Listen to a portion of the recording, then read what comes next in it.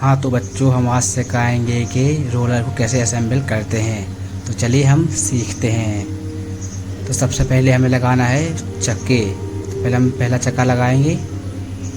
देखिए हम पहला चक्का लगा रहे हैं। ये पहला चक्का लगा दिया हमने। अब हम दूसरा चक्का लगाएंगे और दूसरा चक्का लग गया।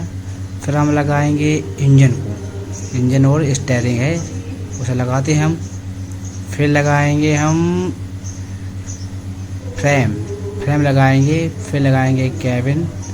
फिर लगाएंगे रोलर और फिर लगाएंगे साइलेंसर। तो देखिए बच्चों, हमारा रोलर बनके तैयार हो गया है। तो अब हम जाएंगे काम पे। तो हम आ गए अपने काम पे। हमको भरने हैं गड्ढे। तो देखिए हम चल रहे हैं और हमने पहला गड्ढा मिल गया। हम पहले गड्ढे को देखिए कैसे भरते हैं।